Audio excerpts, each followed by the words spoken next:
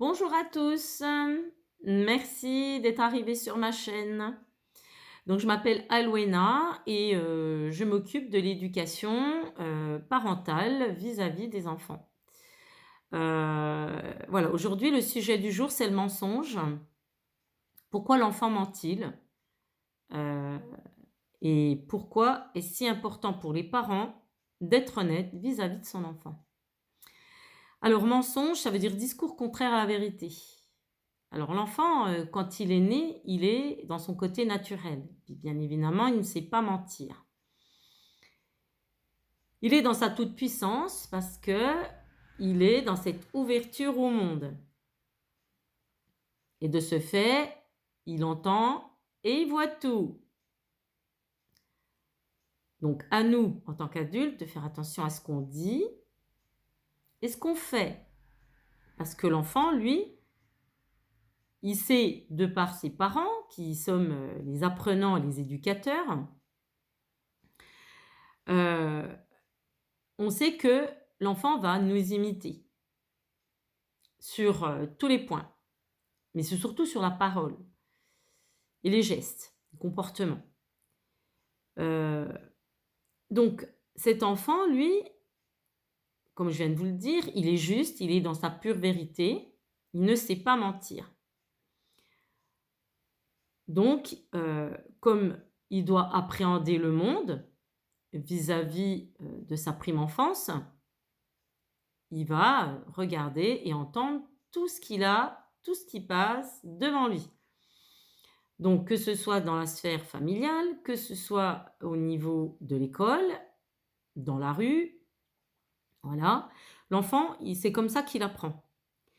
Mais il apprend aussi nos propres vérités, nos croyances et nos conditionnements, nous, en tant qu'adultes. Si, en tant qu'adultes, nous avons l'habitude ou peut-être, entre guillemets, «la fâcheuse manie de mentir», bah, l'enfant, vu qu'il est dans sa toute-puissance d'apprendre le monde, il va vous imiter.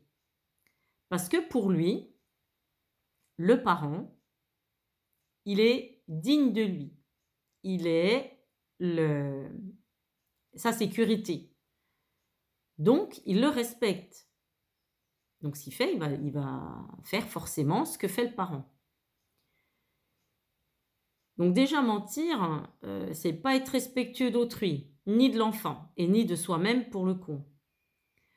Là, je vais vous donner un exemple, puisque nous sommes sortis il y a pas si longtemps des périodes de fin d'année. On va parler, du Père Noël et des cadeaux de fin d'année. Donc nous savons tous très bien en tant qu'adultes que le Père Noël n'existe pas.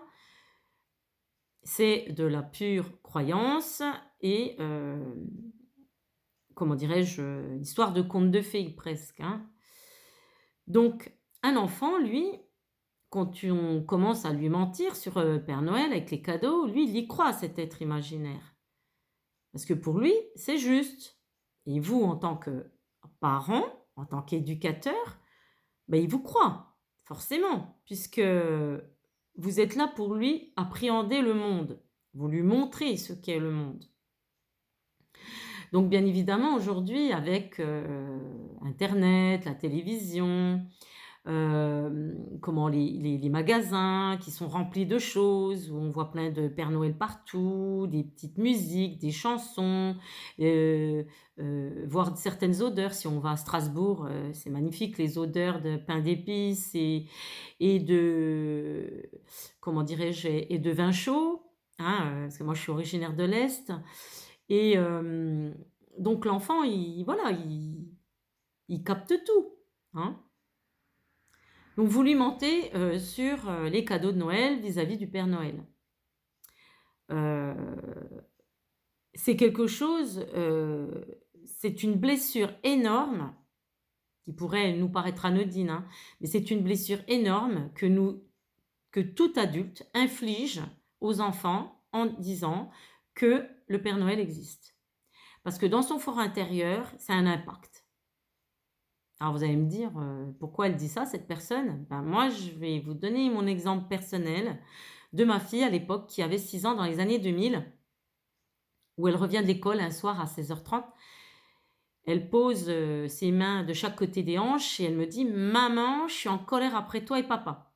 Ah, je lui dis: «Ah bon, qu'avons-nous fait?» Et elle me dit: «Je suis en colère après vous parce que vous m'avez menti». «Ah bon? Quel est ce mensonge?» Et elle me dit: «Ben, tu m'as menti sur le Père Noël».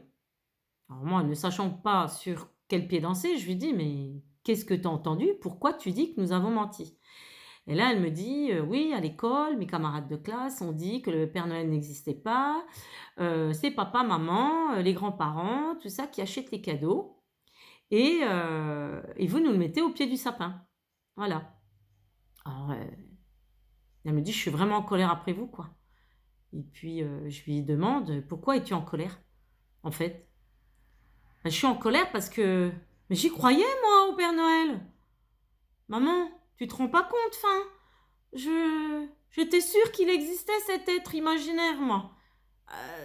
Moi, pour moi, c'était beau à comprendre que cet être venait, à la maison, et déposait à telle heure, heu, parce que nous, dans l'Est, il y a la neige, hein, il fait froid et donc elle y croyait dur comme fer, quoi, cet être, qui venait déposer les cadeaux au pied du sapin parce que, elle avait été, gentille, très correcte à l'école, qu'elle écoutait bien parce que c'était une enfant, modèle. Elle écoutait très bien, elle était très gentille et elle se disait: «Bah, je les mérite moi mes cadeaux puisque je suis gentille, je suis correcte avec mes parents». Sauf que là, on lui a posé une, enfin une blessure dans l'âme. Je me suis excusée. Je lui ai dit: «Effectivement, c'est vrai, ce que tu as entendu vis-à-vis de tes camarades de classe, c'est la pure vérité. Le Père Noël n'existe pas, parce que ce sont nos coutumes». Donc je lui ai expliqué ce que ça voulait dire les coutumes et tout ça et que tout le monde faisait comme ça. Mais elle me dit: «Mais c'est horrible! Moi j'y croyais moi! J'y croyais!» Voilà, donc j'ai eu une grande déchirure en moi de voir ma petite de 6 ans être très mal au fond d'elle. Elle en a été énormément affectée, par par ce mensonge, puisque pour elle, je ne l'ai pas respecté et de ce fait, elle avait raison. Donc je lui ai demandé pardon, je lui ai dit: «Pardon, de t'avoir, causé du tort vis-à-vis de ce mensonge». Parce que un mensonge du parent vis-à-vis de l'enfant, au bout d'un certain temps, si c'est récurrent, l'enfant, vu qu'il nous imite, il va faire pareil. Et puis le problème, c'est que s'il vous faisait confiance, ben il vous fera plus confiance parce qu'il se dit: mes parents ne me respectent pas.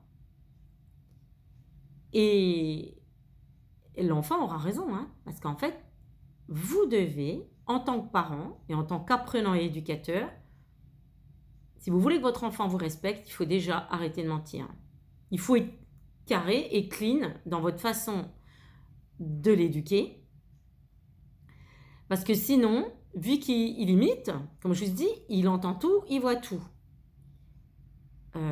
L'enfant, il appréhende le monde avec ses sens, ses 5 sens. Donc, si vous lui mentez, il a entendu ce mensonge et en plus, par la bouche, il y a des paroles d'émises.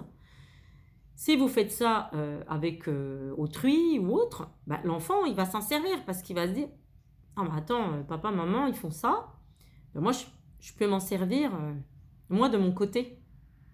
Donc c'est pas très judicieux.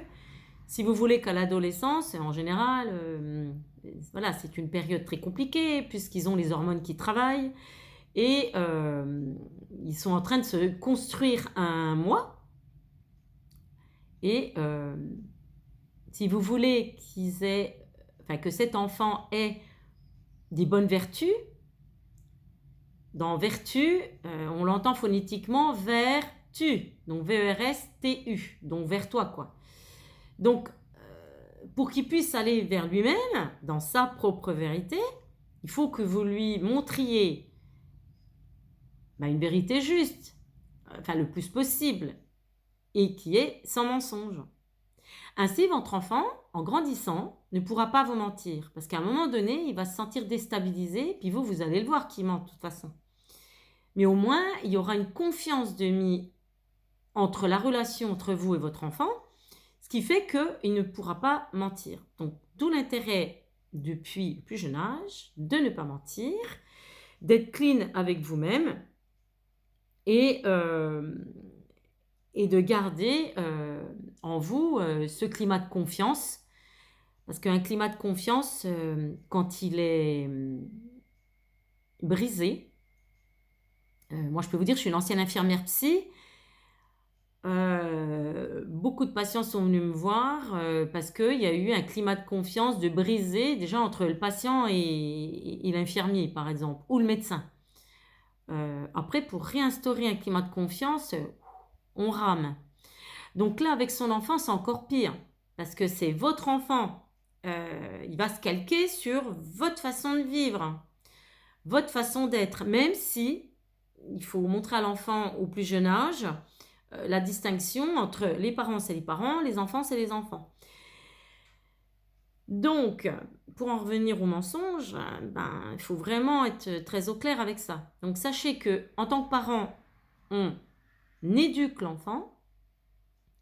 Par contre, jusqu'à l'âge de 28 ans, à peu près, au-delà des 28 ans, l'enfant, il s'élève. C'est-à-dire d'aller vers le haut, du côté spirituel, normalement, pour ceux qui en ressentent le besoin au fond de leur cœur.